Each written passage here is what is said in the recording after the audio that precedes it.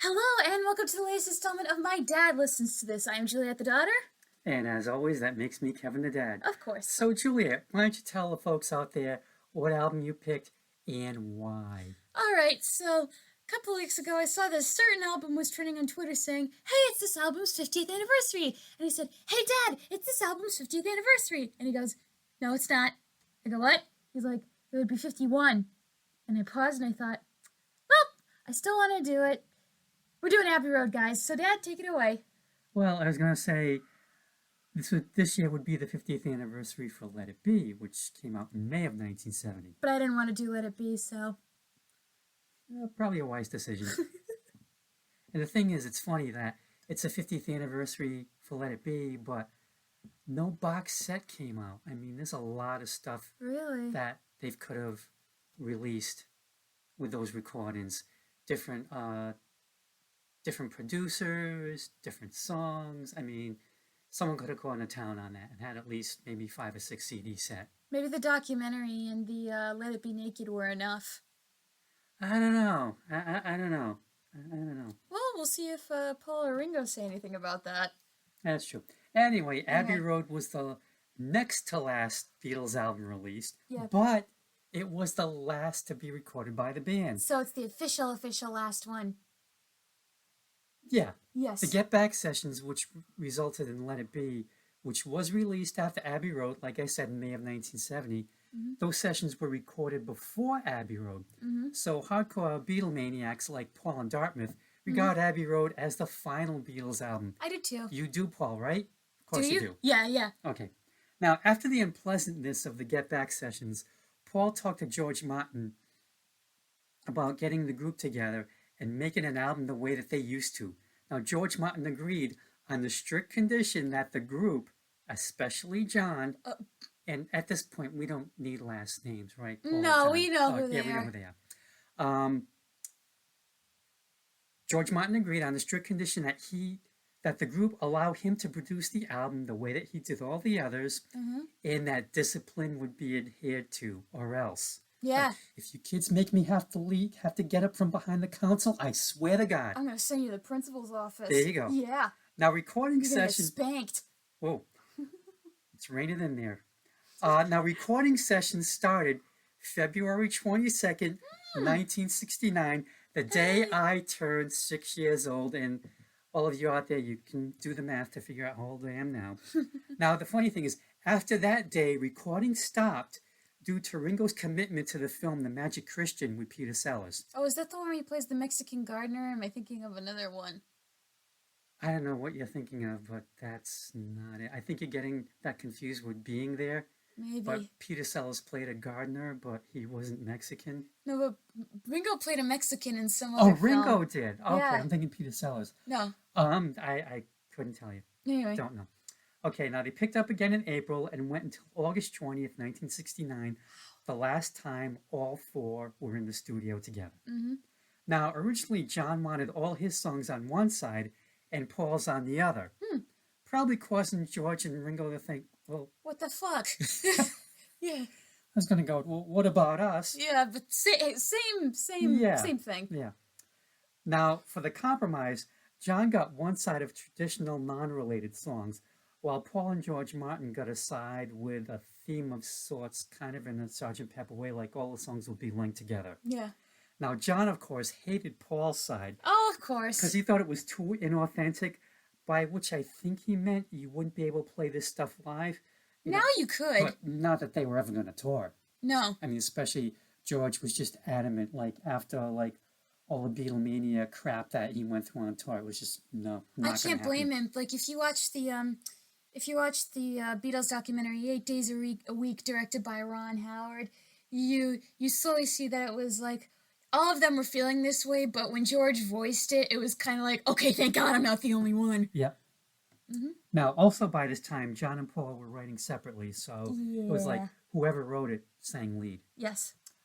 Even though they were all songs were still credited to Lennon and McCartney. Well, I remember Paul said that he suggested if they were going to redo the Beatles catalog as he got it back from the Michael Jackson estate, he suggested, well, how about for my songs we make it McCartney-Lennon, and for John's songs we make it Lennon-McCartney. Guess who said no? No, I don't think so. That's my Yoko imitation. Oh God, we're gonna get canceled. Yep, we probably are. I don't care. We'll still keep making these. Yeah. Okay, things did not go smoothly between John and Paul, as a certain someone's wife was a constant studio presence. And it wasn't Cynthia. Or Linda. Now, on top Yeah. of that, when John and Yoko got into a car accident around the time of making Abbey Road, Oh yeah. the doctor said Yoko should stay in bed. So John had one installed in the studio so she could observe the recording process. Holy shit. Now, on one hand, you gotta admire John's devotion. Yeah, that's husband goals. But on the other hand, Why? you've got your work life and your not work life, and Yeah. keep them separate. The weird thing about that was too is that Julian was in the car accident, and so was Yoko's daughter Kyoko. Like I remember reading in Cynthia Lennon's book that she didn't know that Julian and John were gonna go on like a joyride to Scotland, and what happened was they went to visit one of John's aunts, and Probably Mimi. no, it wasn't Mimi. It was one of his other ones. It was Oh. one of Mimi's sisters, and she said to John or to Yoko, like, I don't like Yoko. What are you doing to Cynthia? You're screwing up your marriage, and that kid's gonna have a bad childhood. And John was in such a fit of rage. He took them all in the car, and Cynthia was like, keep in mind, John can't drive. Boom. Oh man, that's how it happened. Yeah, that's how it happened. Oof. I would have called the lawyers right away and gotten sole custody of my kid. That's what I man. would have done. Now, back to our show. Mhm. Abbey Road was recorded on 8-track reel-to-reel tapes, and was the first Beatles album to be recorded in stereo. Up to that Okay. point, they It was all recorded mono. all this stuff in mono, but they would tell George Martin, do whatever it is you do with your stereo stuff, Mm-hmm. and they really didn't care. Mm-hmm. Now, John Kosh designed the cover, and his idea was no band name, no album title, because he said everyone knows who they are. At this point, yeah. Yeah. Now, the cover photo was taken on August 8th, and Ian McMillan had only 10 minutes to take pictures while a policeman held up traffic. Yeah. He took 6 shots, and Paul decided on which one would be the cover. Mhm. It shows the band walking away from EMI Studios. To signal it's later- over. Later, yeah, kind of in a way, later renamed Abbey Road Studios. Mhm. Paul, Ringo, and John are wearing Tommy Nutter suits, and George is apparently wearing his own clothing. Yeah. I saw him wear it in like a John Lennon documentary when he was recording. In 2004, American retired salesman Paul Cole claimed that he's the man standing on the right sidewalk. Oh, not the Paul is dead. Oh. Which I've never noticed him before, but he's to the left of John's head. He's under a tree, Oh. and if you look closely, you can see him. He's And watching. it probably could be him because I didn't find anything where other people came out and said, no, I was that guy. Yeah. Now for all the Paul is dead clues. Oh, here we go. Well, can you... Because some people in my generation don't know, so can you explain to them what the Paul is dead theory is? Really quickly? Yeah, basically that Paul was not alive. Like there was a theory like fans got it into their head based on alleged clues that the Beatles were dropping through their albums, was that the real Paul had died. In a car crash. Yeah. And they had replaced him with this fake Paul. Mm-hmm. But it's still Paul. Paul It's- is Paul. Paul's still alive. But maybe sometimes after he's read some of his reviews over the years, he wished he was dead. Probably. But yeah, they would have things on like Sgt. Pepper, like there was a bass, but there were only 3 strings on it instead of 4. Mm. On the back cover, he's the only one not facing the camera. And with this one, with Abbey Oh Road, my God. Okay, so with the 4 of them crossing the street, they're all dressed up distinctly. Mhm. John is the preacher, Ringo's the mourner, Paul is the corpse, and George the gravedigger. Yep. Paul is also barefoot. Mm-hmm. He's the only one, but he said it was too hot for his tight shoes. But then, wait. If it was too hot, wouldn't his feet be burning walking on the pavement? He'd be going, ooh, hot, ow, ow. Maybe it was a mind over matter thing. Oh, Let's see. He's also walking out of step from the other 3. yeah. The Volkswagen on the left has a plate that says 28IF or 28F, which is how old Paul would have been if he had was- not died. Oh. And that plate was repeatedly stolen from the car. And the thing was, Paul had only turned 27 in June. Oh, okay. Okay. Nowadays, there's an Abbey Road crossing webcam set up so you can go online Yep. and see what's going on, and if any tourists are trying to replicate the cover without getting hit. Yeah, Paul has that on his computer. Our Paul C. Yeah. Yep. Now, the cover itself has been parodied and imitated many times. Oh, yeah. Did you get the one I sent you? I haven't seen it yet, but I'm going to look at it after this. It's a version of Doctor Who crossing Abbey Road with Clara and two Daleks. I love it. Oh, I think I have seen that one before, but not that one. My favorite one is, some of the ones I've seen is the one where it's the Beatles are texting, and so they're walking all over the place, and the cars are swerving to try Yeah, not I've to seen hit that. them. That's hilarious. They recreated it in a scene in The Parent Trap where Hallie's being taken through London for the first time, and they freeze the camera.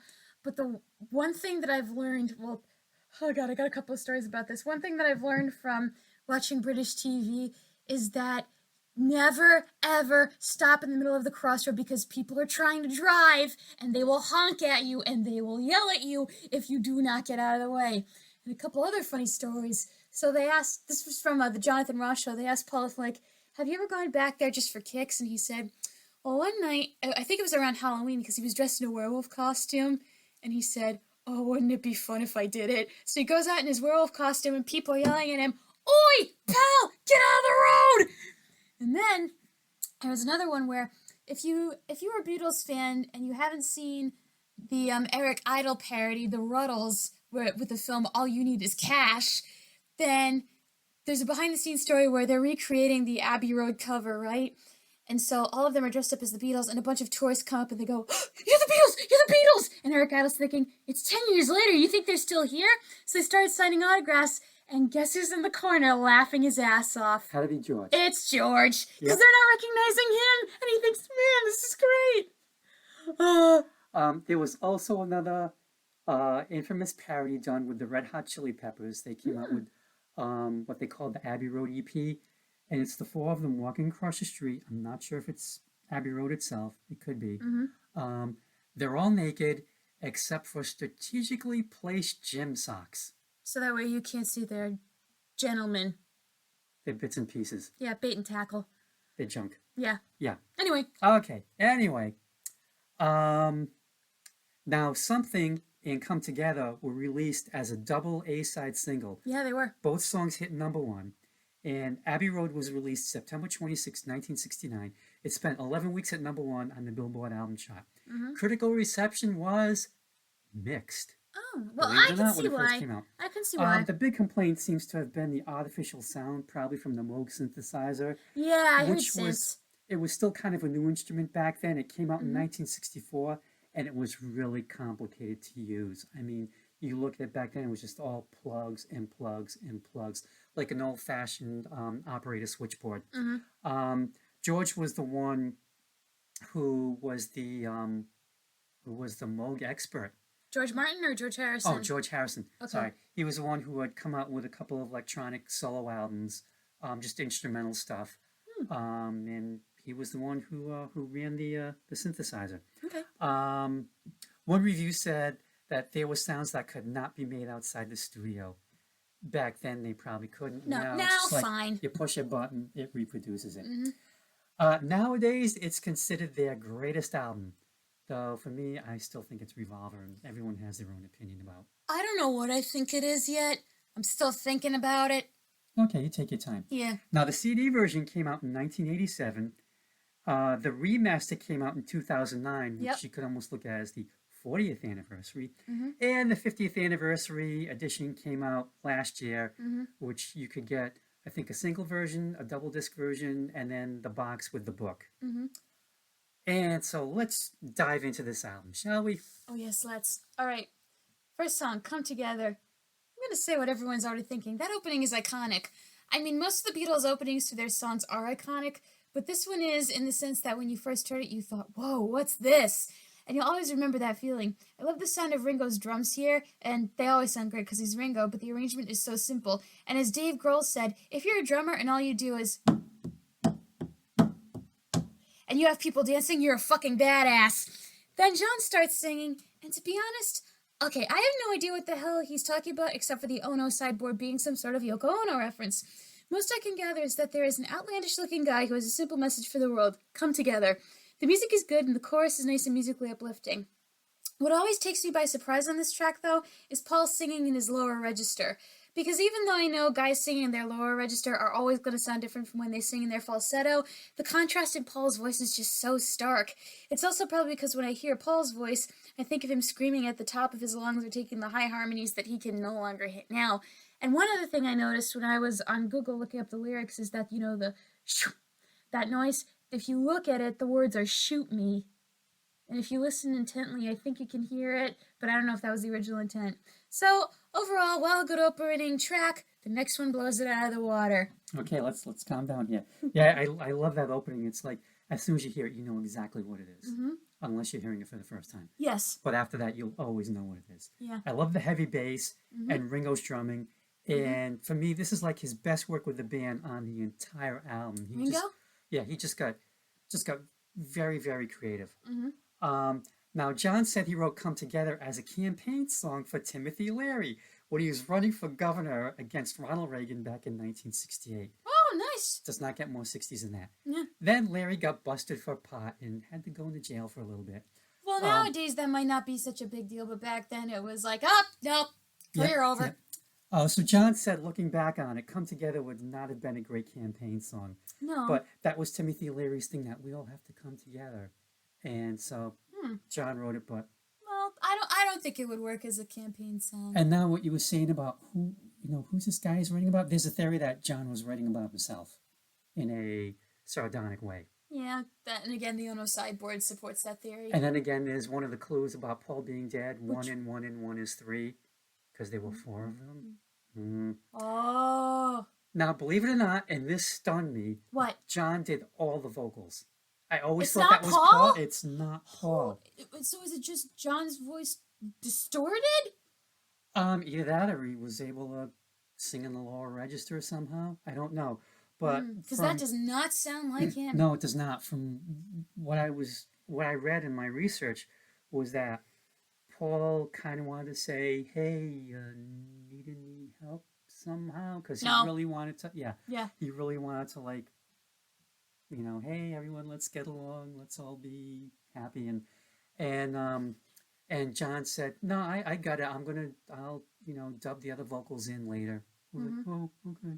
Go back in the corner. But yes, amazingly, that is John on all the vocals. This song has been covered a few times, and I actually have versions by Aerosmith. Oh, that sounds cool. Well, they did it for the movie Sgt. Pepper's Lonely Hearts Club Band, which came out in 1978. Oh, Musical Hell has a video about that. She says, "Don't subject yourself to it." Hi, Christy, if you're out there. Yeah, the only good things to come out of that were the Aerosmith cover and Earth, Wind, and Fire doing Got to Get You Into My Life. I want to hear that. I've got their best stuff, so you can that sounds listen to awesome. it. And the other version I have, and she or they do a great job of it, Ike and Tina Turner. Oh, I can hear Tina doing this. Yep.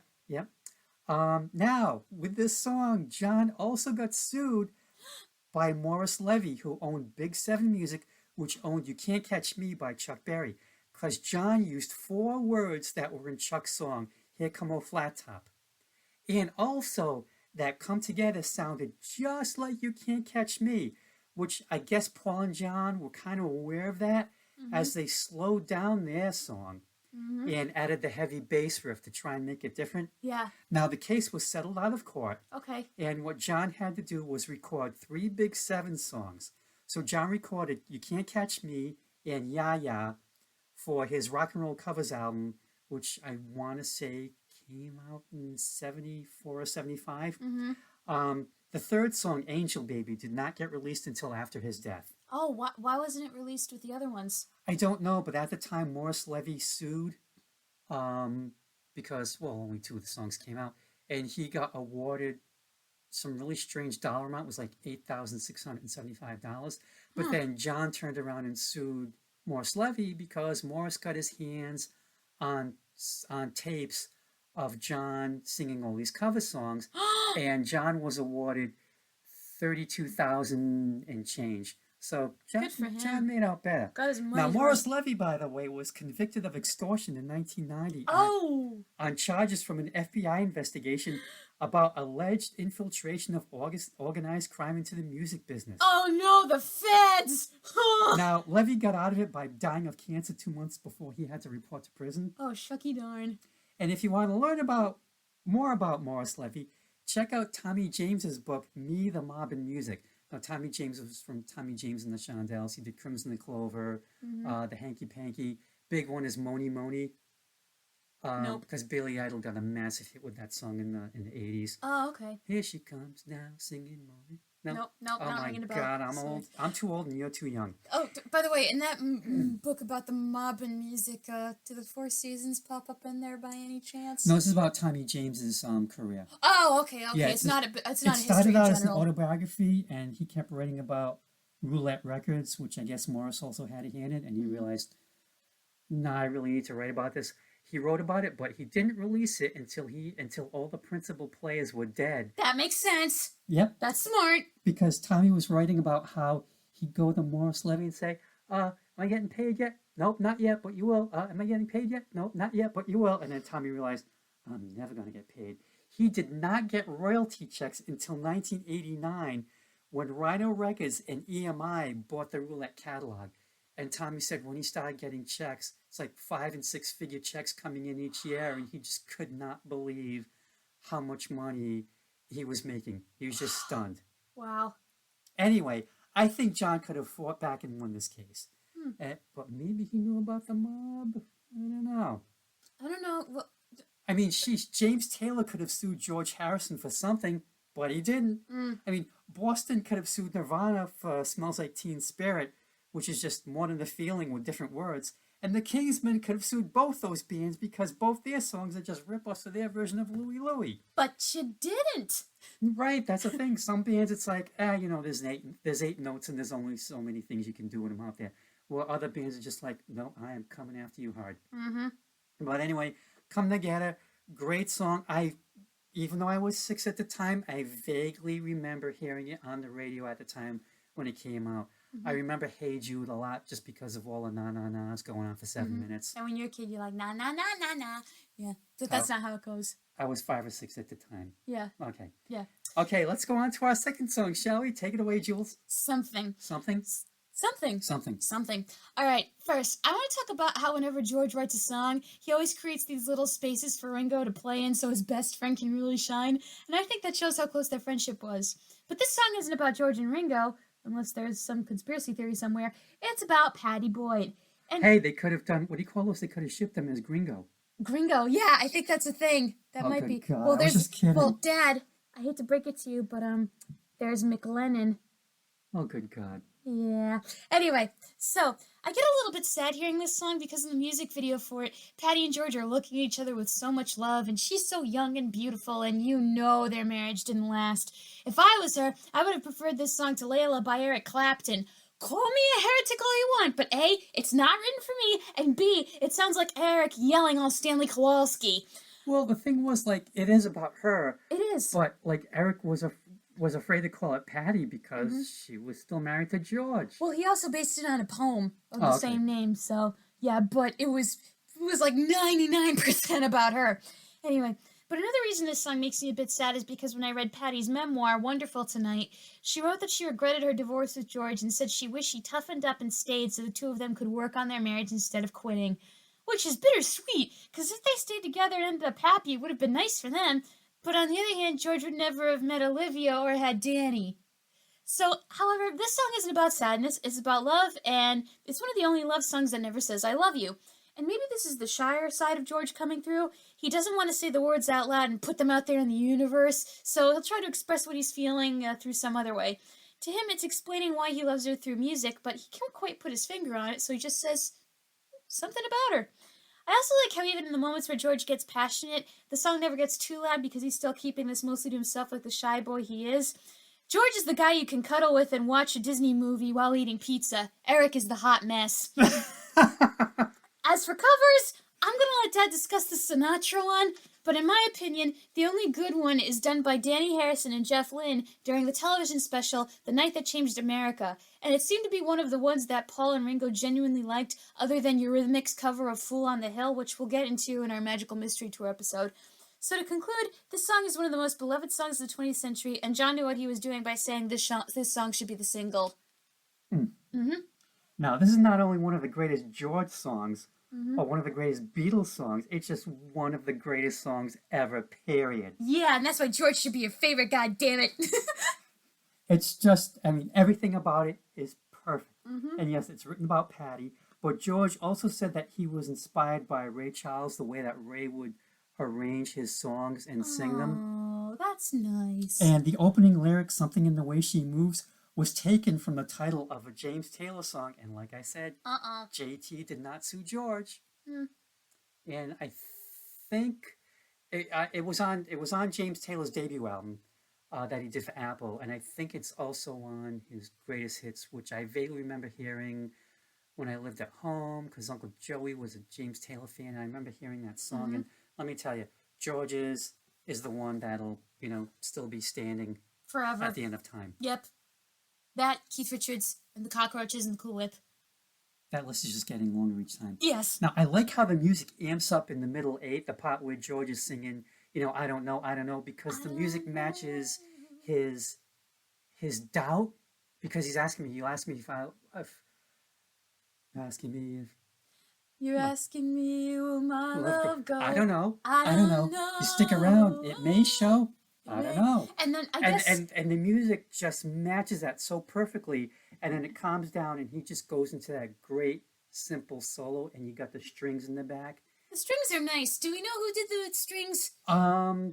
George Martin arranged them, but I couldn't find any personnel credits. It's just string arrangement, George Martin. Some of them will say how many strings were in the back, like so many violins, so many viols, and so on. Honestly, my guess is they probably got a couple of people from the BBC. Probably, yeah. Now, this is the second most covered Beatles song, right after Yesterday is obviously number one. Oh, yeah, that makes Now, sense. Frank Sinatra used to introduce it as a Lennon-McCartney song, and one time that he did, George was in the audience like, oh you gotta be kidding. That poor man. Now, Frank did this until 1978 when someone finally had the Told him. Stones to say, hey, Frank, that was George. Okay, baby, I'll give George credit. And George said his favorite cover version, and I would give anything to hear this, was by James Brown. He absolutely loved it. Where is it? I don't know. George said it was recorded as a B-side for one of his singles, but George said he had it in his jukebox, and he just loved it. Hey, Paul, you got this somehow? If anyone has this, it's you. Can you let me know, please?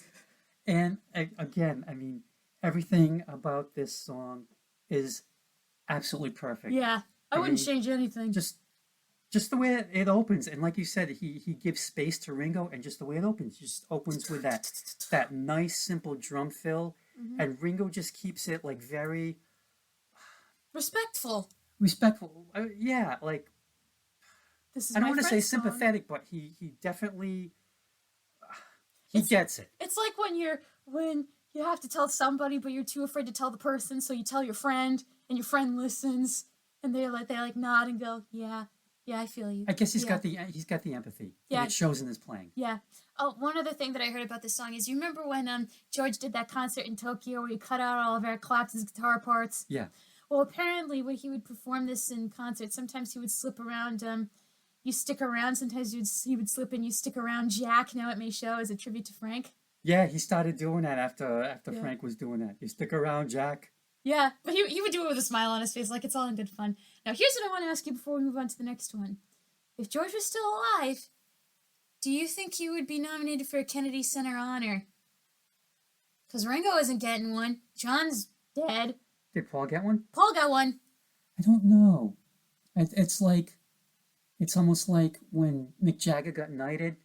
It ain't gonna happen with Keith or Charlie or Bill or... Well, when George died, there was talk of giving him a posthumous knighthood, but they don't do that over there. Yeah, you gotta be alive. Yeah, but people really wanted to because they were like, here's all the good things he did while he was alive! Yeah, I think he would have gotten it because, like, if he was still alive, then Paul's might have been different because when they gave it to Paul, it was kind of like, it wasn't only a tribute to him, but to all the Beatles in general. Yeah. Yeah. All right. The one thing, a little aside, is Yeah. with something, you know how on the Concert for George, Paul does it with the ukulele, That and then sucked. he has the full band do it. What should have been full band? Should have been full band. Well, that's when Clapton joins in, and it's the full band.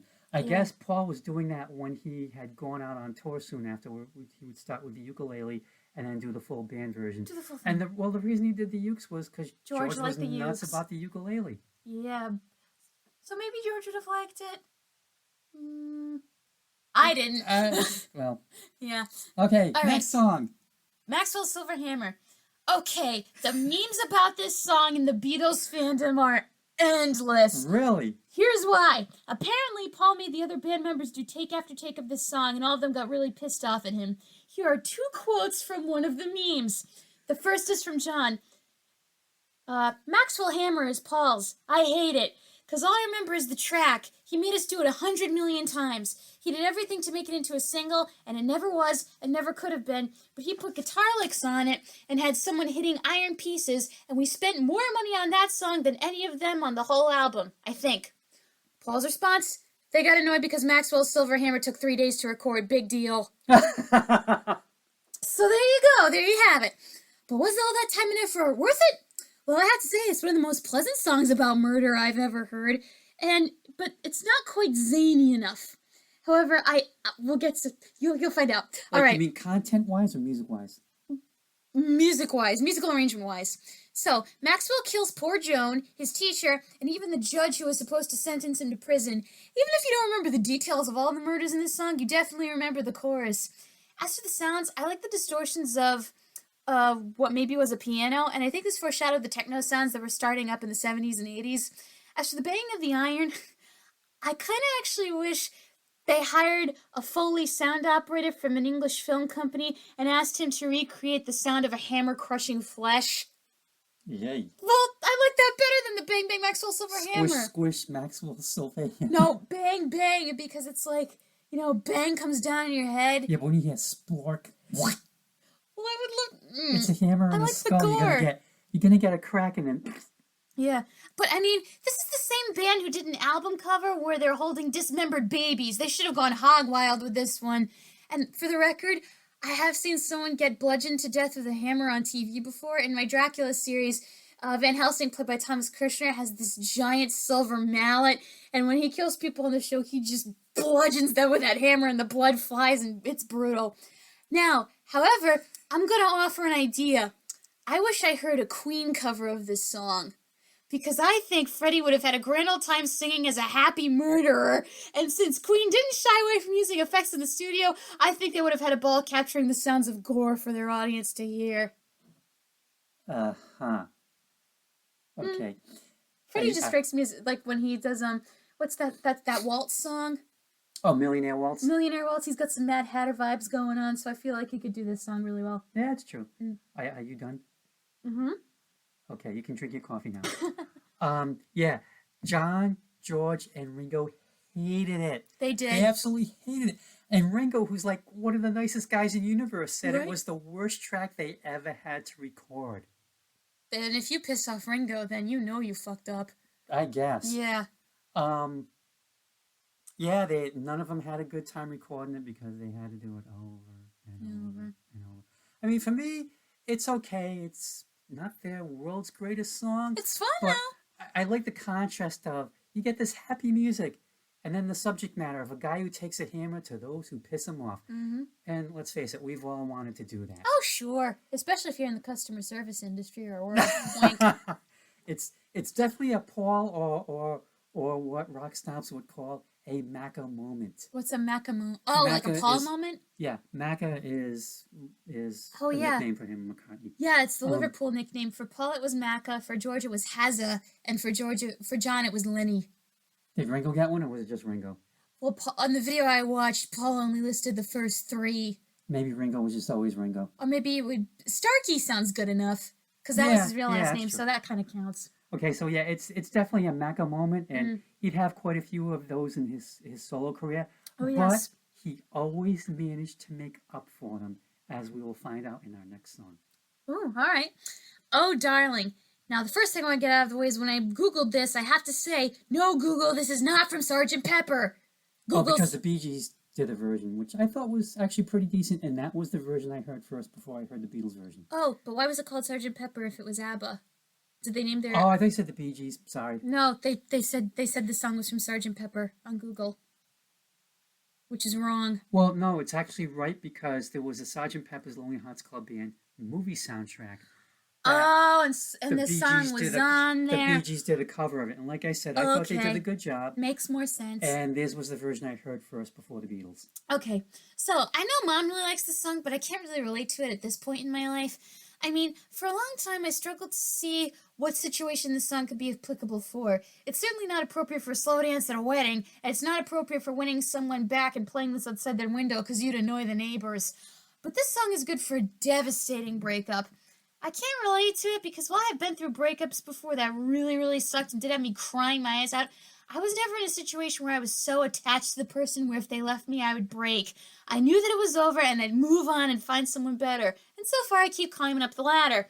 But this one sounds like when the love of your life leaves you for someone else who you know is bad for them.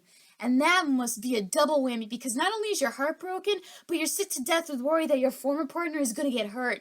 And Paul moves from tender pleas to screaming and begging with a flick of a switch, so I can picture him at his girl's knees, just a sobbing mess. Don't worry, Paul, you won't do her any harm, but I sure will, because if someone hurt my friend like that, then the gloves would come off and the screaming from me would ensue. Wow. Yeah, don't mess with my friends. I've never thought of the song in that way before. Mm-hmm. I probably never will again, but at this moment I will. Okay. Yeah, your mom loves this song. Yeah, she creepily. Loves it. Yeah. Because it's kind of like, he's like so devoted, he's like screaming at the top of his lungs. And he's keening. You kids with your language. I never thought of it before as like, when is it appropriate to dance to this song? Yeah, it's definitely a slow dance. It definitely has that like 50s, it's got that 50s sound to it. Until Paul starts screaming. And then I don't know if I would slow dance to it. Well, he's often Little Richard Land when he's doing that scream. Yeah, but I've heard him do a better Little Richard before. Well, you'll find out something in a minute. Oh. But anyway, I think this could be almost a closing time song. Where it's like, okay, everyone's gonna pair up. This is this song. I'll never do you harm. I promise if I take you home, nothing bad will happen. Oh, okay. Kind of thing. Yeah.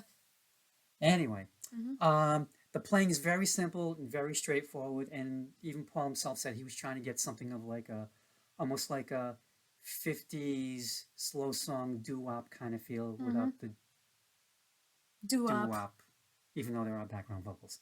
Paul said of recording the track that when we were first recording Oh Darling, I came into the studios early every day for a week to sing it by myself. Aww. Because at first my voice was too clear and I wanted it to sound as though I'd been performing it on stage all week.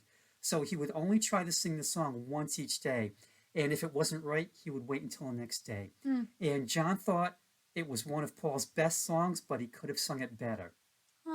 Well, and to me it sounds fine. It's like he's singing his guts out. It's just like whoever this woman is like hurt him, and he's just like singing at the top of his lungs, trying to prove vocally that I am the shit.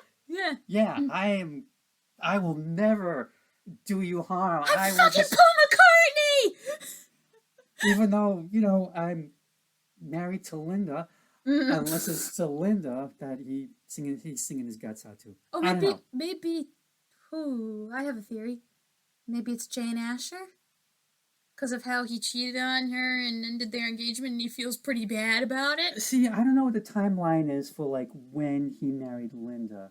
I don't know if it was 68 or 69. It may have been before Abbey Road. Yeah. I'm not sure. I bet Paul probably knows. Paul does know, yeah. Our Paul, not Paul McCartney. Yeah. Well, I'd like to think Paul McCartney would know too. Yeah, agreed. But yeah, I love this song. I mean, it's just like, he's just putting it all out there. Yeah. In a manly way. Yeah. All right, next song. Octopuses Garden. Okay, I know this song gets made fun of a lot, but I'm going to explain. Really? Yeah. I'm going to explain why I think this was a good addition to the album, because there was this one guy, they were interviewing heavy metal artists and punk rockers about their favorite guilty pleasure songs. Uh-huh. But there was another video that they did as well. It was two of them. Was what song can you not stand? And there was this guy who was like, well, I love Beatles music, but why did they have to put Octopuses Garden on Abbey Road? And I'm like, okay, if you're a metal singer, I could see why you wouldn't like it. But I'm going to explain why I think it's a good addition. I like it when bands or musicians or any type of artist typically associated with adult content make stuff for kids. I think it's a good move because it helps indoctrinate new fans and ensures that the pool of fans... Indoctrinate. Yeah. You will join the cult of Beatle. Yeah. But it ensures also that the pool of fans will never decrease. I think it was songs like this in Yellow Submarine that first got kids into the Beatles, and there was also a picture book made about Octopuses Garden with Ringo's approval for parents to read to their kids. It's quite cute. And I'm also grateful the song exists because I got to see the cutest medley of this and Yellow Submarine performed by the little kids at my old summer camp for the arts, SMARTS, Southern Massachusetts Arts Collaborative, where they had a mini yellow submarine painted from cardboard, and they were all singing around, waving their arms in the air, and it was cute. I also think this song foreshadows Ringo's future of working with kids, like when he played the conductor on Thomas the Tank Engine, which he said he really loved doing. And that's great. Do whatever makes you happy. As for the song itself, I love how in return Ringo lets George have a sweet little guitar solo, and you can tell George is putting sincere effort into it when he didn't have to, but god damn it, his best friend wrote this song, and he's going to help make it great. Well, George said that he helped him out with a little bit of writing it, Yeah. but not enough where he took credit. Gotcha. And John sounds sort of cheery singing the background vocals too, so maybe this was the softer side of him as a father coming out. And the message of the song is simple for kids. If you're scared during the storm, come hang out in the Octopuses Garden and we'll have fun, and there'll be no adults telling us what to do, which that last part is always fun for kids to hear. Yes, but how long can you hold your breath underwater? Magic. Okay. I don't know. Ringo always makes me happy, and I'm glad kids still enjoy this song. However, if you want to watch a funny parody of this, go on YouTube and search for Ringo Wants to Sing More, because even though I think this song is good, the parody is hilarious, and I think Ringo would find it funny too and take it in his stride, because he's a good sport that way. Now, Ringo said he got the idea when he was on Peter Sellers' yacht in Sardinia. He had asked for fish and chips, and he got squid and chips instead.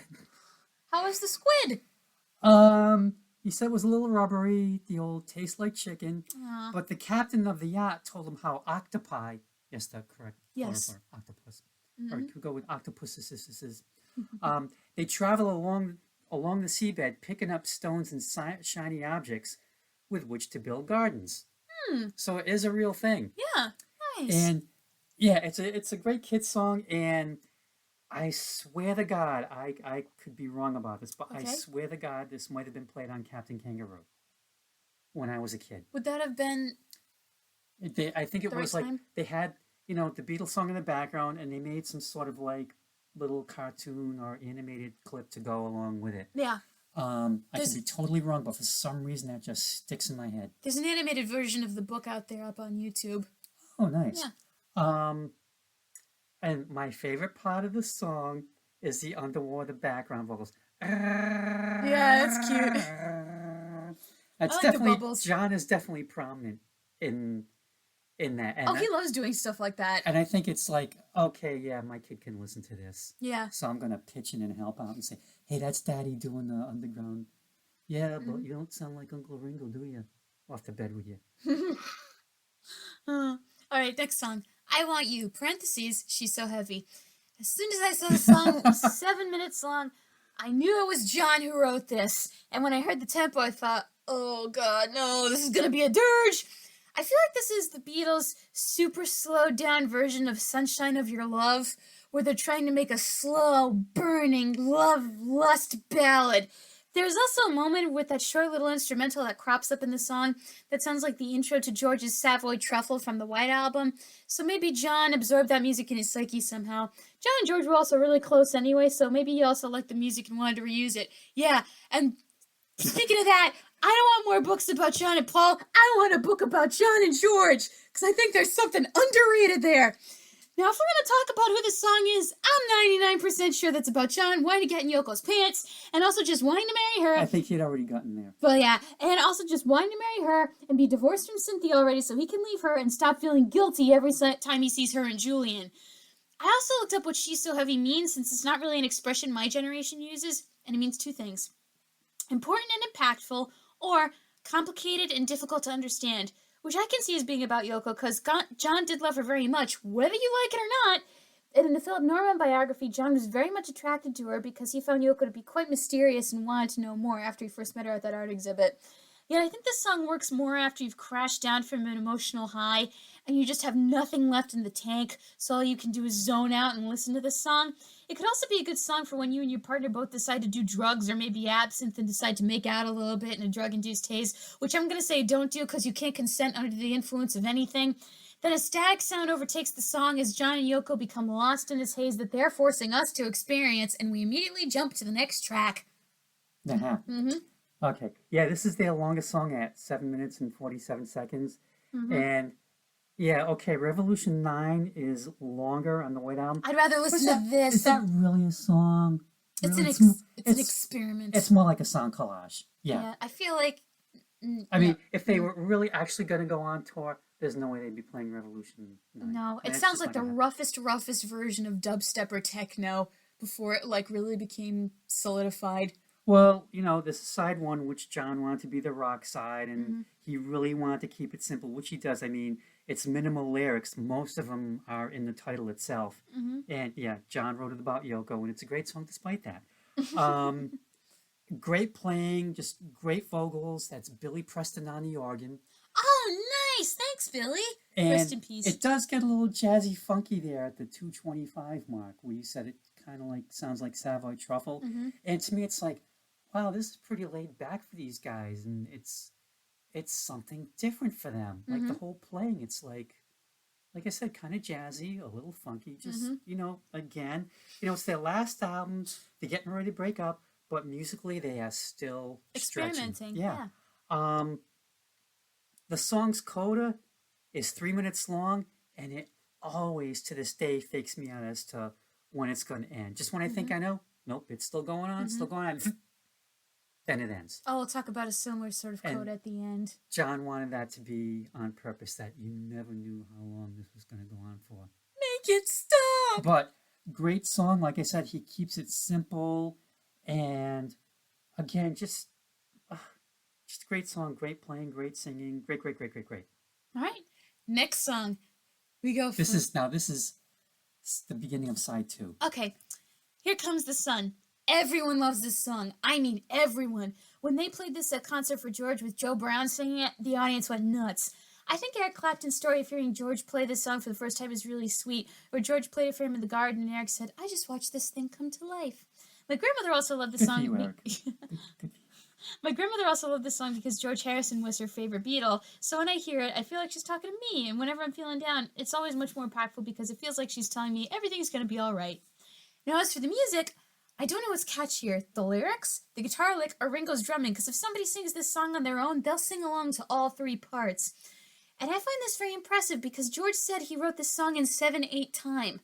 Let me tell you, I have sung 7/8 time before when I did Phantom of the Opera in high school, and it was some of the hardest music I have ever had to learn in my life. So the fact that George made music in 7/8 time that's easy to sing along to is incredible. As for covers of this song, I generally don't mind them because no one tries to do anything fancy with it. The most they'll do is change the key because the musical arrangement is already perfect, so nobody tries to mess with it. Mm-hmm. However, the only cover that ever made me mad was an a cappella rendition done at Yazzie, Young Actors Summer Institute. Now, the performance was fine, and there was plenty for an a cappella group to have fun with. However, in the program, they listed the song as by... Lennon and McCartney. Nope, the Beatles. And here's why you should never do that. When it comes to the Beatles catalog, the songs are either written by John, Paul, John and Paul, George, Ringo, or George and Ringo.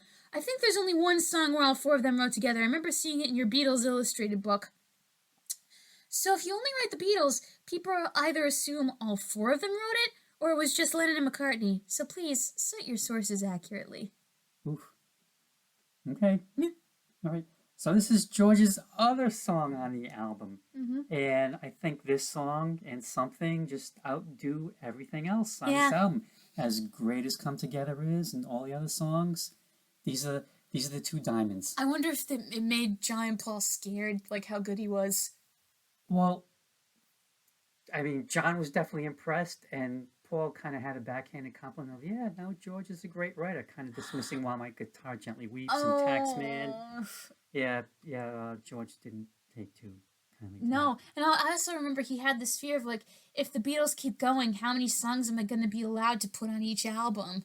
Because he just had so much stuff. Like by the time he got to All Things Must Pass, he had like this backlog just sitting there waiting for Phil Spector. Well, because that was a 3-record set when it first came out. Yeah, and he hadn't played them for anybody else at that point. Patty was the only one he played them to, probably. Anyway, back to this one. Okay, now George wrote it while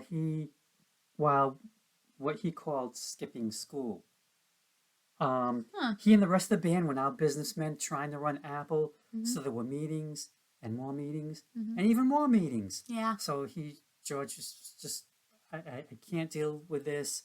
It's the end of April. It's spring. I just got to get away. So he went to Eric Clapton's house, grabbed one of Eric's guitars, and walked around the garden and wrote the song. And Eric said, "That's George being George." He said, "That is something I could never do. Walking around, playing a guitar, and writing the song all at once. It's like rubbing your belly and patting your head at the same time. I guess. Yeah. We're both doing it now. We can do it! Yay! Yep. All right. Even at my age, I can still do it. Yeah, but we can't walk around in the garden writing a song on a guitar. We can't do that. We can trip over stuff in the garden. Oh, sure. To me, yeah, it's a very optimistic song, and I think it's one of those that you'd play on the first day of spring, or given what the first day of spring is like around these parts, the first warm day of spring, anyway. Yeah. And it is the most streamed Beatles song on Spotify with over 350 million plays globally. Yeah. In 2012, it was used as part of the closing ceremonies for the London Olympic Games. Aw, that's nice. And don't get upset, or try not to get upset, in 2016, it was used at the RNC for Ivanka's entrance music.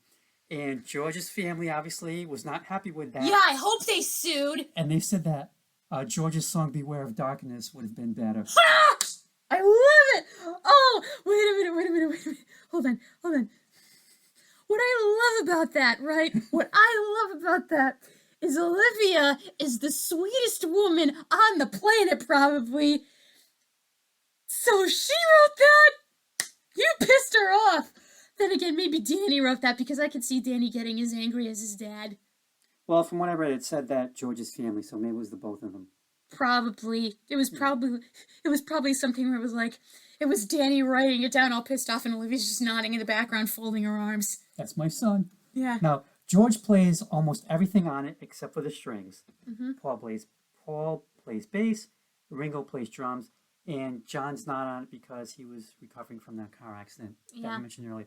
But again, this is just like an all-around perfect song. It just is. Yeah. I mean, anyone who cannot feel even a little happy or optimistic listening to this song, they're dead inside. Yeah, I was going to say, check your pulse because you're probably dead. Yeah, seriously.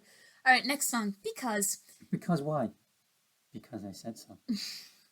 This song feels like Lucy in the Sky with Diamonds' little sibling. It kind of does. Yeah, it has the same spaced out quality with the music and John's voice, and also has a similar harpsichord-ish sound at the beginning. And I really like it. When I first read the title, I thought it was going to be like when kids ask adults so many questions and the adults finally answer just because. This song, however, feels like John answering a question I'm sure he heard many times from those he loved and or hurt. Why are you like this? And John's answer? Because look at the world around me. It sounds like he's giving his opinion on the old nature versus nurture debate, and he believes the answer is nature because the world has him so high on life and sad and in love and angry all at the same time. Well, it's funny because... I'm sorry, I don't mean to interrupt. Yeah. The research that I was doing, John said that there weren't any hidden meanings in the lyrics at all. He said what he wrote and what he sang, that's how he felt. Okay. And there wasn't any other reason for it. Yeah, and to conclude, I think this is one of the many songs that can help you learn what John's inner world was like, which is every emotion hitting him all at once. Yeah, that's true. That's true. So one day Yoko was playing Beethoven's Moonlight Sonata on the piano. Oh, that's nice. And John asked if she could play the chords backwards. And thus the song was born. Okay, that's talented.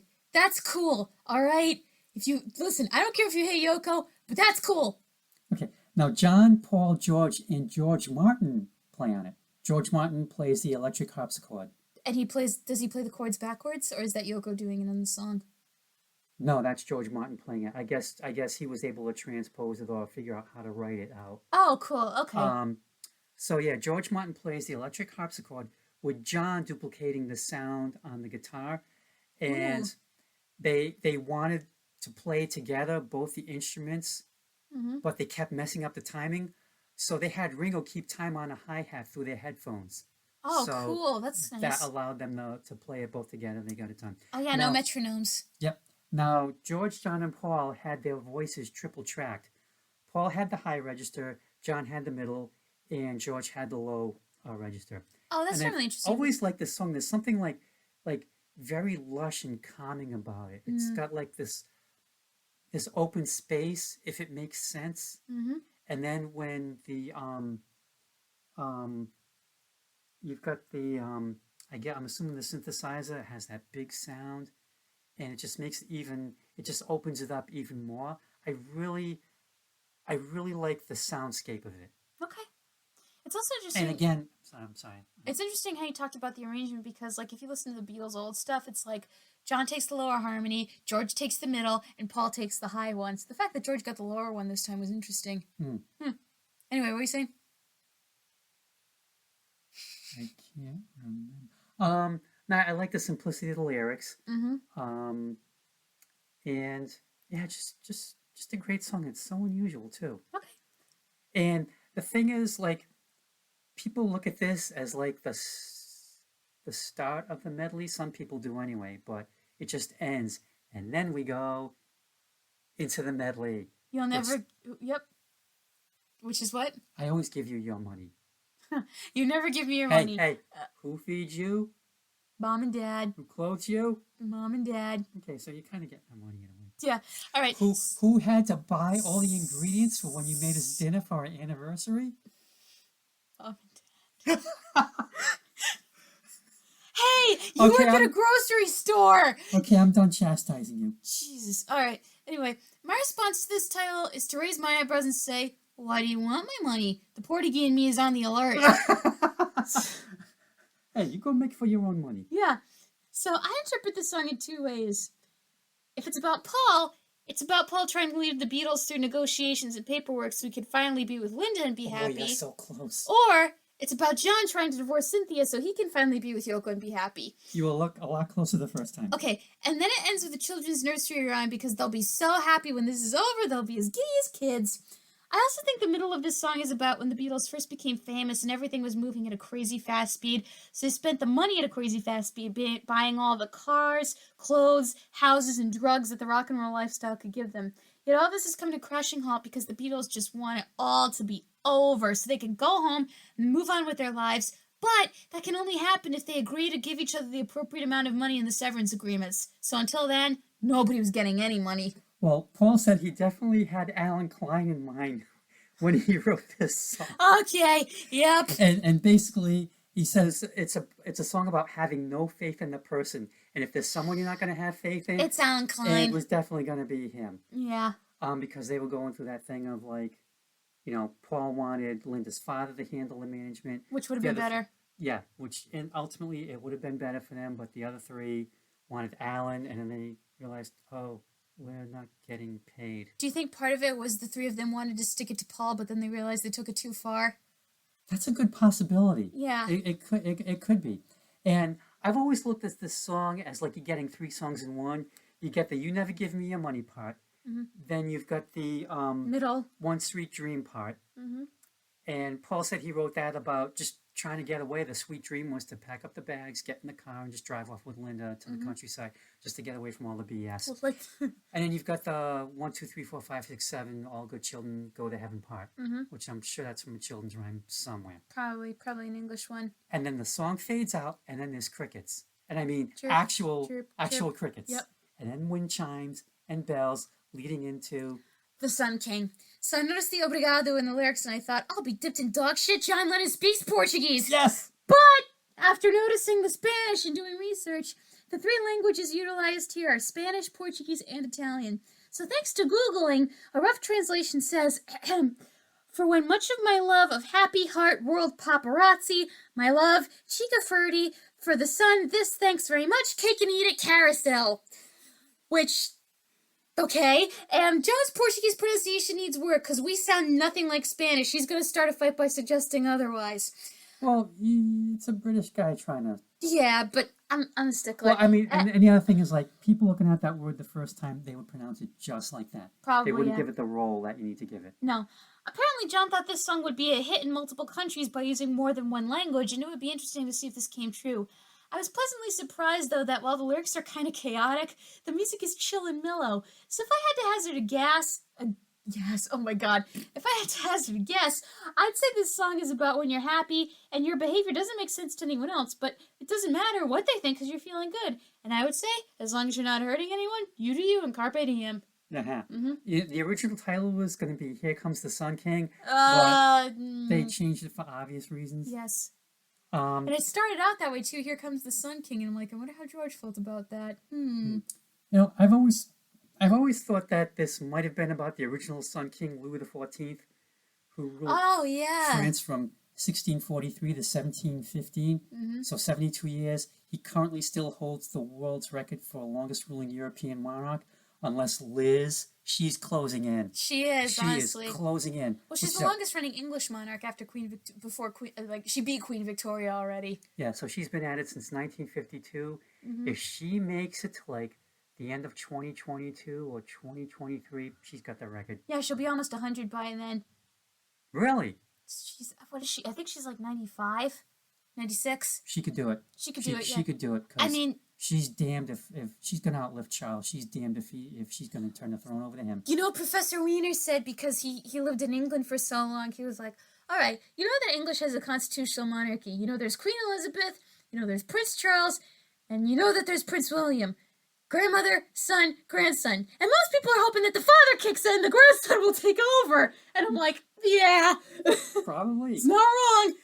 And so I did a little research, and the reason King Louis was called the Sun King was the sun was his symbol. Yeah. Plus, I guess the sun never set on his reign. No. But eventually it did. Now, here's some weirdness for you all. Okay. The Bee Gees covered this song for a movie called All This in World War II, which juxtaposed Beatles covers with World War II documentary footage. That sounds interesting. I vaguely remember when it came out, it lasted in the theaters for 2 weeks. Oh. But I also learned this is where we get Elton John's cover of Lucy in the Sky with Diamonds. Because, hey, it was the 70s. Someone thought, hey, I got a great idea for a really weird movie. And I don't know if it's still in print somewhere, if it's on VHS or even if it's made it to DVD. I don't even know if something like that would be on Canopy. That sounds too obscure for Canopy. It's kind of got a sketchy history of existence, but I'm sure someone out there somewhere probably has a copy. And there was a soundtrack released, and I don't know if that's still in existence. Like, it said that after it was All This in World War II, they changed the name of the soundtrack a few times so it would not be associated with the movie. But hey, we've got these great artists covering the Beatles' greatest hits. Call today and buy one. Yay! And then, the lyrics at the end do consist of faux romance language mixing, mostly Spanish. But yes, they do work in some Portuguese. And John said he and Paula were just fooling around like, okay, how much of these romance languages do we know? We'll just stick in anything. Yep. And again, it's just another calm John song until Ringo's drum fill kicks in for... Mean Mr. Mustard. So, as of writing this, I just watched the Clue movie with my friends the week before, but even if I hadn't, I would still think of Colonel Mustard from the board game. That's just the first thing that comes to mind. But then again, I suppose murder is quite mean, isn't it? This Mr. Mustard, however, is a homeless man who is angry at the world and who's mean even when his sister tries to be nice to him and takes him to see the Queen on the balcony of Buckingham Palace. Which, to be fair, I'd be angry at my sister, too, if she took me to see the home of a family who gets all my money in taxes and my sister is rubbing it in my face by reminding me that all of my money could have gotten back to me when I had any. Not too much else to say about this track, except I like how it segues into the next one. This is definitely another John song. And you know, for someone who hated the idea of doing a medley, he sure does contribute quite a bit to it. Yeah. And... now, John said he based this on a newspaper article he read about a Scottish miser, John Mustard, who hid his money everywhere to prevent people from forcing him to spend it. Which I would think, you know what? I'm just leaving it in the bank, and you can't make me spend it. I'm not going to go around hiding it everywhere, which is kind of weird. Yeah. It's like you're inviting robbers at this point. I guess. Follow the trail. I always found the lines about him sleeping in the park and shaving in the dark disturbing. Yeah. But now that I know it's about a miser, it makes sense because it's like, I'm not going to turn on the bathroom light. I'm going to save some money there. Oh, that makes more sense than being homeless. It's kind of it's definitely a weird song. And I kind of look at this as like tying into what I kind of look at as the sequel, because this never hit me until I was doing the research that he mentions his sister Pam in the song. And it finally hit me that the next song is Polythene Pam, the sequel. You can definitely hear how this song may have influenced David Bowie, or at least realize that, yeah, it makes sense that he and John would collaborate together. So here's how I interpreted it. I never thought I would hear John Lennon sing a song about a drag queen, but I quite like it. Polythene Pam dresses to the nines, but she will also kick your fucking ass if you look at her funny. It makes me wonder if there are any English drag queens who use Polythene Pam as their drag name, or if they use this song while walking down the catwalk in RuPaul's Drag Race UK. Either way, I like the song, and we have another smooth segue into the next one. And son of a gun, it's John again. And he got his inspiration from two sources. First, there was a Beatles fan from the Cabin Club days named Pat Hodgett, and they nicknamed her Polythene Pat because she would eat polythene. What's polythene? Is it a chemical? It's a plastic. Yeah. It's. I mean, we in the States call it polyethylene. They call it polythene, which I kind of like this better because it's shorter. Yeah. And more to the point. It's kind of like, it's almost like a plastic sheeting, but polythene has many different uses. God, she'd be on My Strange Addiction if she was still alive now. Yeah, and they had I guess someone did an interview with her, and she said, yep, she just for some reason would eat polythene, just couldn't help herself. Wow. I mean, I've heard of that. There's something called, I forgot what it's called, Mika, where like people like, they have these obsessions for like eating weird things, like there's one where like people eat lead paint chips. Yeah. It might be called Mika or Pika. I can't remember, but yeah, people have these strange eating obsessions. I saw this one where a woman ate her husband's ashes. So he'd always be with her. Yeah, well, until he passes through her system. So something would stay behind. Anyway. John's second source from a 1980s interview was said he was introduced to a woman dressed up in polythene, minus the jackboots and the kilt.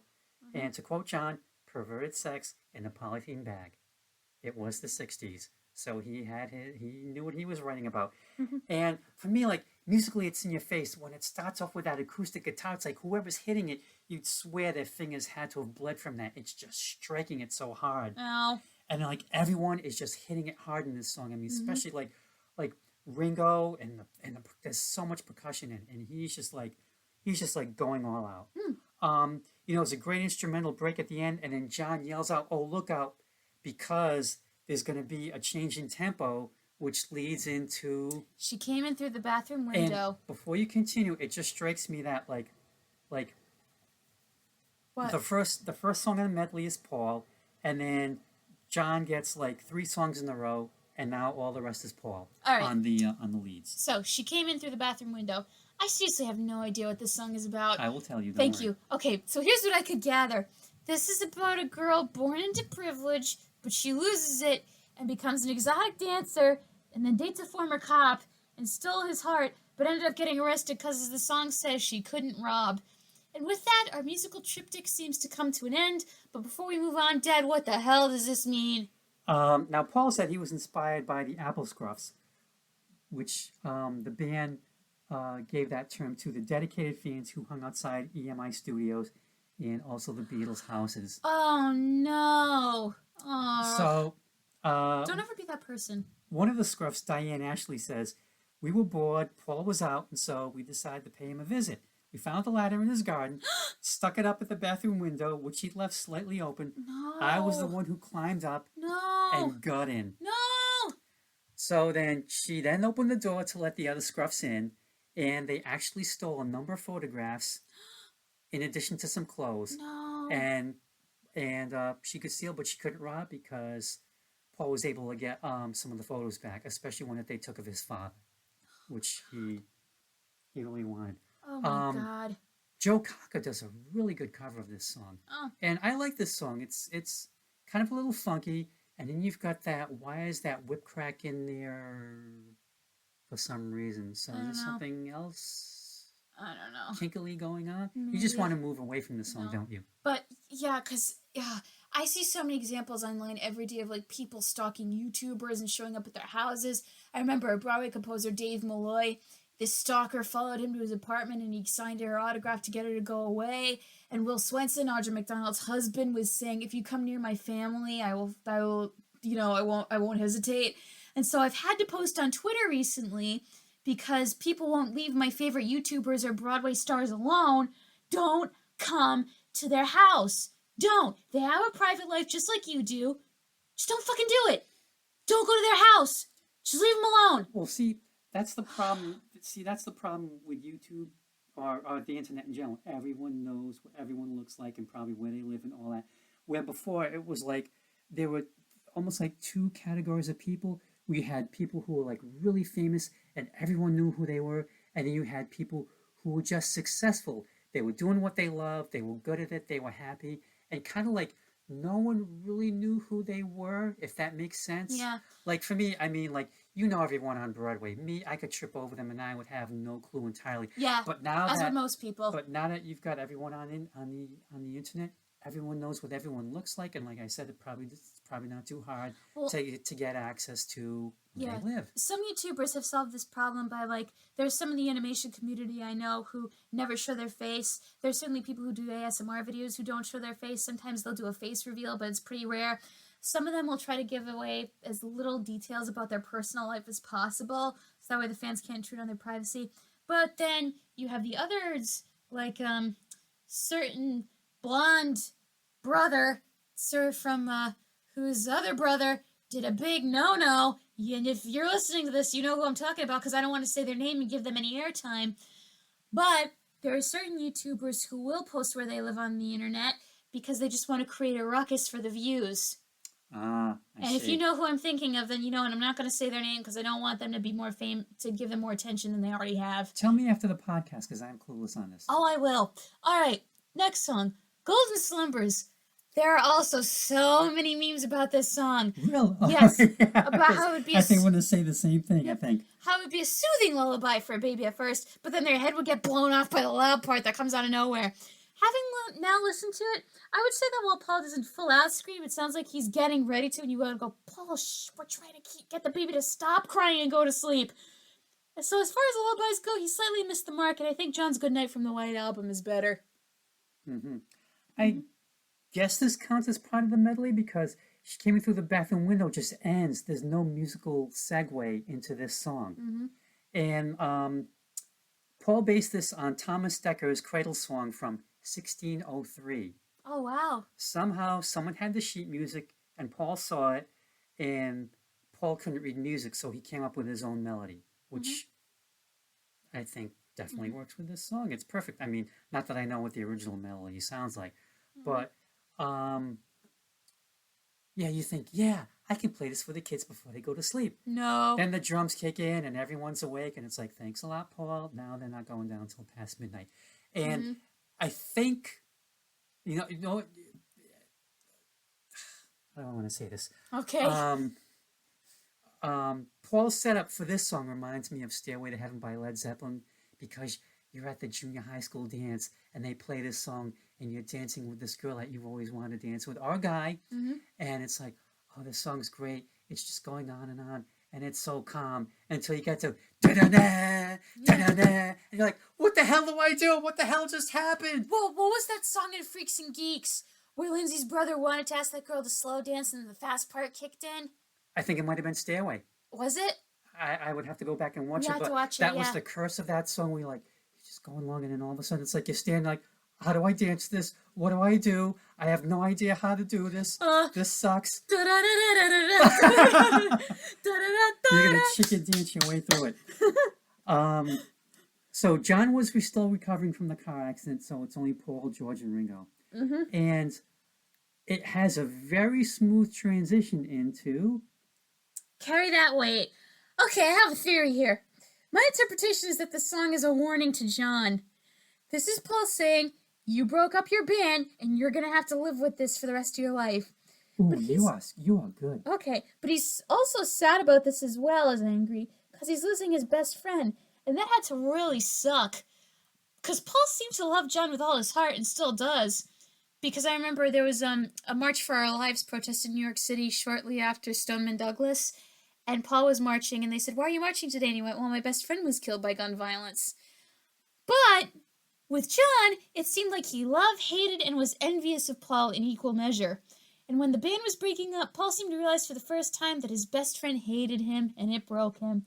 I know they patched it up before John died, but with this song, the wounds are still fresh. Oh yeah, they did reconcile eventually. I mean, Yeah. I can't remember which one of them it was. If it was John or Paul told the story about how The SNL? yeah, they're hanging out at John's at the Dakota watching Saturday Night Live, and Lorne Michaels is on there, making his $3,000 offer for the band to get back together. I think George was already there. He showed up, and John and Paul are watching like, yeah, we should go down. Yeah, we should go. Oh, I'm too tired. Yeah. And what was it they gave? So Lorne Michaels said, listen, we're only going to, since there's only one of you, we're only going to give you $750. I think that's what it was. And George said, but you said 3,000. He's like, no, that was only for the four. All right, you know what? For the whole band. For the whole band. He's like, well, you can do one thing. What? If you say live from New York, it's Saturday night, we'll give you the 3,000. George instantly goes, live from New York! Hey, because who's going to turn down $3,000? Yeah. Now, Paul wrote this about John, but he also wrote it about all four of them, because he knew that when they were all getting ready to break up and go solo, they would still have to carry the weight of their Beatle past and how right he was, because we still haven't let go. No, we're not gonna. And it's interesting that it has some elements of "you never give me your money," so it goes back to that, with the instrumental break, and Paul brings up, about breaking down again, but the sound just gets so big with all that brass. It's massive. I don't know if Paul was just trying to make the statement of, this is it. This is the next to the last thing we're ever gonna do, and we're gonna have to carry that millstone around our neck for the rest of our lives. I feel like though Paul and Ringo have come to terms with it as they've gotten older. They're not so much mad about it anymore, as they've come to accept it, and they even embrace it now. Oh yeah, but I think it was probably me. It was a long process. It was a long process for all four of them. I mean, I was reading about George with Here Comes the Sun. He didn't want to sing that in concert at first. No. And I think it was Ravi Shankar told him, you gotta, if you're gonna do at least one song, it has to be Here Comes the Sun, because that just makes everyone happy. Oh, a concert for Bangladesh? I'm not sure if it was for that or he sang it there. That. Yeah. Maybe it was for that. And then, George just did not want to do any of the Beatles stuff, and I don't think any of them did at first. And he did While My Guitar Gently Weeps at concert for Bangladesh too. But yeah. Who else? What did other people? How did other people feel? Well, you mean John and Paul? Yeah, and Ringo. Well, when John came out with his first album, he just was turning his past on everything. It was just he did that song God, where it was I don't believe in the Beatles, I just believe in me. Or How Do You Sleep? Well, that was more about Paul's solo career. Yeah. But yeah, John had it seemed like they had all turned their backs on it to various degrees, but then they just kind of reconciled it to eventually. Well, because they probably realized, life is short. It's not worth it to be mad about this anymore. You should be proud of what you did as a group. Yeah. All right. Next song. The End. Or is it? Oh. So, funnily enough, when I first Googled the lyrics, the Jim Morrison song came up first. Yeah, that goes on forever. Yeah. It was used in Apocalypse Now. Okay, but with the Google, I got this version. I would say my favorite part of this song is Ringo's drums. It's the sweet, sweet teasing intention that builds just before the release, and you find yourself going, come on, yeah! And it feels like the Beatles asked each other, hey guys, what should we do for our last song? And someone said, let's just do whatever the hell we want. So they just have fun for a few minutes, and then things get sincere when they sing the last ever lyrics, which some fans still consider to be the last ever lyrics. And in the end, the love you take is equal to the love you make, which many fans find bittersweet because it meant they were finally gone. And with the last chord sounding like yeah, yeah, yeah, it all comes full circle. Well, not quite. Okay. Yeah, this is Ringo's only drum solo, and God love him, he kept it short at 15 seconds because he hated drum solos. Oh. Apparently, what they did was Paul and John were playing on this. They were playing guitar and bass, and what they did was they took it off. They took him off the track, so Ringo would have his moment to shine. And overall, I think this whole album has Ringo's finest drumming period. I mean, he really stretched out, but not in a show-off way. It was like he just has like such empathy for what the rest of the band was doing. Yeah, Ringo was kind of like the unit that kept them all together, because the rest of them would be bickering with each other, and they'd be like, oh, Ringo! It felt like he was the kid that the parents are fighting over in the divorce. I guess so, yeah. Yeah. I mean, he, on this album, he's as rock steady as ever, but he just got a lot more creative. Like, if you listen to, especially for me, if I listen to the albums Help and Rubber Soul, if you listen to his drumming, it's the same pattern for a lot of songs, but it works, and it's very simple, and it's very straightforward, and it is just so rock steady. I mean, you could just, the guy just had perfect time. What about Halter Skelter? Same thing. Oh, okay. Oh. I mean, you listen to what he's doing underneath all that noise, and he's doing his drum fills and all that, but the guy was just solid as a rock. But he got blisters on his fingers. That's because he cared. Yeah. Now, it's funny that you mentioned about the playing at the end, because that's John, Paul, and George trading off solos. And they were kind of like, but it's like, they're like, oh yeah, you're playing like this, I'm going to play like this. It was like they had so much fun, they were challenging each other, like one-upping each other. It kind of sounds like improvisational jazz almost. I guess so. Where you have the person come in with their improvisational beat, and then the next person will play off of it. Yeah, like one of the engineers, like when he was in the studio watching this, he said they were just having so much fun, because it was like, oh yeah, you're playing like that, I'm gonna play this. Now and then George got the last word. Now here's the rock and roll pissing match I want to hear. I want to hear about, there's a meme about this too somewhere, somebody drew a cartoon of it. I want to hear about the time that Eric and George had a guitar battle to see who would get Patty. No way. I want to hear that. Well, apparently Eric won that one. Yeah. Now Paul wrote the couplet at the end, and he said he was inspired by Shakespeare. Well, like, you know how he would do like those sonnets and have the couplet at the end, and Paul. It was all couplets. All those lines are couplets. And Paul said that he. Hold on. And in the end, the love you take is equal to the love you make. Okay, it's an iambic pentameter. It works. Yep. So definitely inspired by Shakespeare, and he said that he felt this pressure because he just wanted to write a couplet, and he knew whatever it was going to have to be just really meaningful and perfect. And he did it. He got it.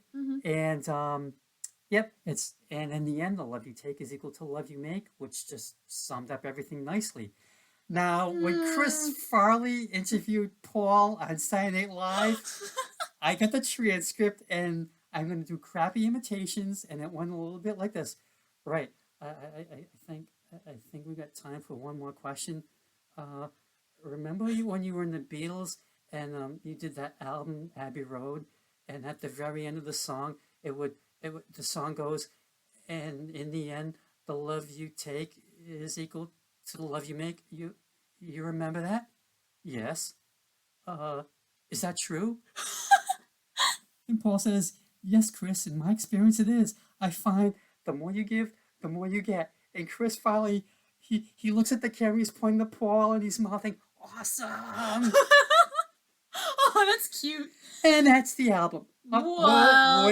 Wait, because leave it to the Beatles to invent the hidden track. Juliet, take it away. Her Majesty. And then Paul ruined it. Well, not ruined it, but more like, why is this here? When I read the title, I thought, oh, maybe this will be a tribute to their English fans, since it was the people at home that made them famous and got them off the ground. logical thought. But it feels like the smartass in Paula has to come out to play, and I wish they put this song somewhere else and not the ending. But hey, I guess it makes sense because the Beatles are known for being quite cheeky, so maybe they wanted one last cheeky made you look before signing off for good. I like that. Yeah, so it's 20 seconds after the end. Solo Paul comes in, just him on the guitar. Now, originally, this song was supposed to be between Mean Mr. Mustard and Polythene Ham.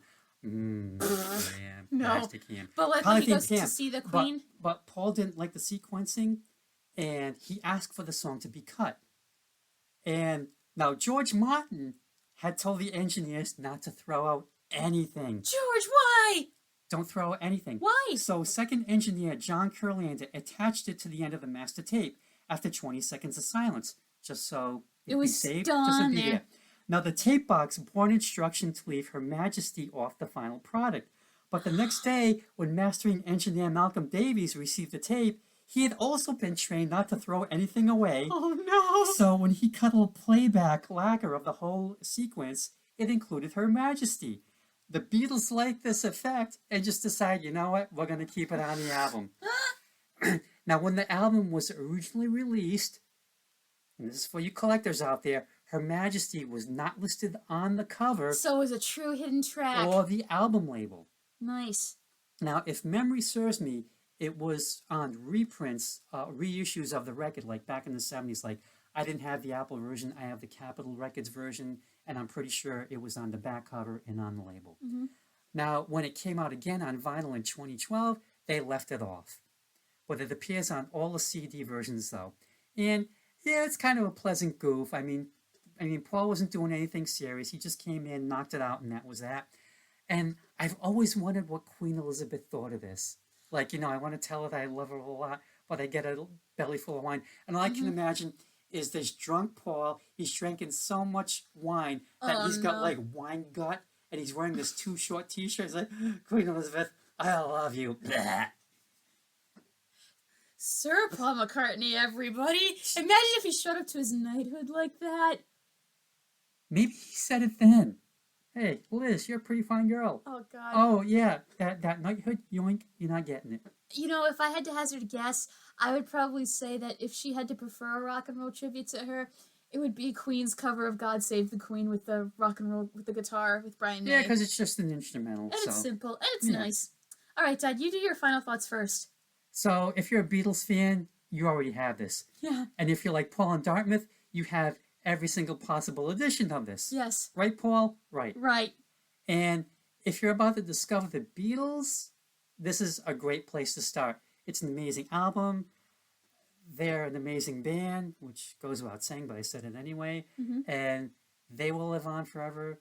Their music will live on forever, whether you like it or not. Yeah. It's just always going to be because, again, their career on vinyl was 7 years, and it's phenomenal from how they went to the Yeah Yeah Yeah band to this. Yeah. Like they could have called their first album "We're Gonna Change the Face of Music Forever."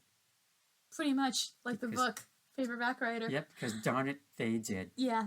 And like I said, Revolver is always going to be my favoriteest album by them. Mm-hmm. But this could probably be number 2. Okay. All right. Well, for me, I know it's definitely not the White Album. That I know for sure. All right. Overall, this album, Abbey Road, is a nice goodbye.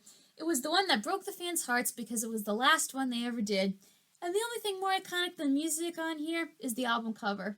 But hey, it wasn't a total loss. They all made their own music and ended up living mostly happily ever after with a few smiles and tears in between. The entire world fell in love with the 4 of them, and the 4 of them will always love each other after they're all long dead and gone. John, Paul, and Ringo, and George all have fans galore. And that's all there is. There isn't any more. Oh, thank you, Madeline. Yeah. All right. So, thank you as always for listening to another episode of My Dad Listens to This. And given the length of this episode, if you made it all the way through, thank you very much. We appreciate it. We're not going to give you anything for this because we don't know how to. But should we reward them somehow? By doing a shorter episode next time? Maybe. Well, we might not be able to, considering what I talked about next week. Yeah. But we'll just say together a sincere what? Do you do the if you listen to. Yeah, I do that. Yeah, yeah. You did all the sources? No, I'll say the sources okay, now. so what are we going to do? All right. Yeah. All right. So, if you like this video, give it a like. If you don't like it, too bad. We're going to make more. I'll keep this a lot shorter. Follow me on all my social media so that way you can get the episode. Or if you're friends with my dad, you can get the episode through him. Please let us know your thoughts in the comments and be sure to subscribe so that way you know more. And hey, you. Yeah, you. You made it through all the way through the episode? Well, we have something to say. Thank you. All right. Have a good night now. Good night, everybody.